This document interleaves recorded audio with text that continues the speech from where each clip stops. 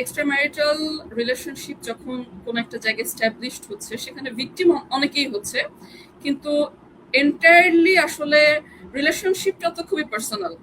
এখন আমি যদি আপনার কাছে জানতে চাই যে আমরা যদি এক্ষেত্রে স্টেটের পার্সপেক্টিভে চিন্তা করি, সেক্ষেত্রে স্টেট কি মানুষের পার্সোনাল এই যে রিলেশনশিপের জায়গাটা, এগুলো তো আসলে খুব স্পর্শকাতর কিছু বিষয়।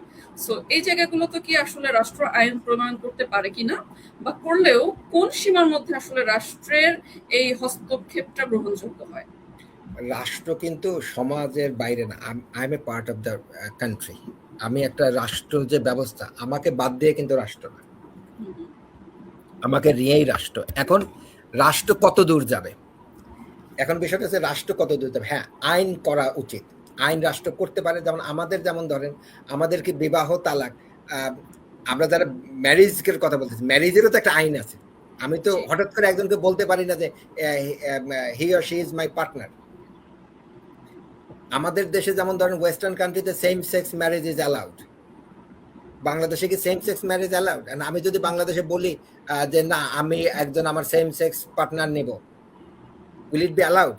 আপনার ওই যে নিয়মে তো আসতেছে না বাংলাদেশে। ইভেন বাংলাদেশে এখনো ইন্টার ম্যারেজও কিন্তু, সিভিল ম্যারেজ আমরা বলি, ইন্টার ম্যারেজও কিন্তু, ইন্টার রিলিজন ম্যারেজ যেটা, সেটাও কিন্তু অ্যালাউড না।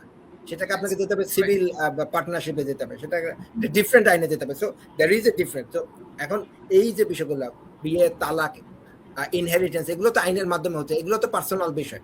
তো রাষ্ট্র একইভাবে, রাষ্ট্র এক্সট্রা ম্যারিটাল যে রিলেশনশিপের ব্যাপারগুলো, এগুলোতেও হস্তক্ষেপ করতে পারে। তবে এখানে একটা বিষয় আছে, সীমারেখাটা আছে, রাষ্ট্র কতদূর পর্যায়ে গিয়ে ইন্টারফেয়ার করবে। আমার এখন এখানে প্রশ্ন আছে যে আমার প্রিভিসির বিষয়টাকে রাষ্ট্রকেই দিতে হবে। প্রিভিসির বিষয়টা কিন্তু আপনার শরিয়া আইনেও কিন্তু এটাকে আটমোস্ট রেসপেক্ট করা হয়েছে। বাংলাদেশ, আমাদের যারা, আমরা যারা কমন ল রুল কান্ট্রি, যেগুলো কমন ল ভুক্ত কান্ট্রি, তারাও কিন্তু প্রিভিসির ব্যাপারে কথা বলছে। এখন প্রিভিসিটাকেও আপনাকে রেসপেক্ট করতে হবে। যেমন ধরেন, আমি একটা ছোট্ট একটা উদাহরণ দেই। এক সাহাবি একবার আর এক সাহাবির বাসায় উকি ঝুঁকি মারছিলেন তার ওয়াল থেকে, দেখতে চাচ্ছেন যে উনি নামাজ পড়ছেন কিনা। তখন হয়তো তোমর বলছেন যে উনি নামাজ পড়েছেন কি পড়েন, সেটা এইটা দেখার জন্য তুমি উকি ঝুঁকি মারতে পারবে না। এবং এইটা যে আমার পার্সোনাল প্রিভিসিটাকে, এবং আপনি দেখেন আপনার বাসায় যদি আমি যাই, সেখানে যাওয়ার ব্যাপারে কতগুলো নিয়ম ইসলাম বলে দিয়েছে। নক করা, কাশি দেয়া, আমাকে জানানো যে আই এম দেয়ার। তো এটা তো প্রিভিসি।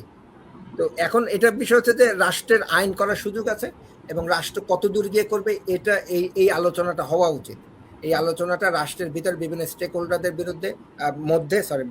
মধ্যে এই আলোচনা হওয়া উচিত। এখন এই আলোচনার ক্ষেত্রে আমাদের যারা সমাজ বিজ্ঞানী আছেন, আইনজ্ঞ যারা আছেন, ক্রিমিনোলজি বিশেষজ্ঞ যারা আছেন, এরা সবাই মিলে, এবং আলেম সমাজ যারা আছেন, সিভিল সোসাইটির যারা মেম্বার আছেন, এরা আসলে সবাই একসাথে বসে উদার মন নিয়ে এই আলোচনাগুলো হওয়া উচিত, not to blame each other.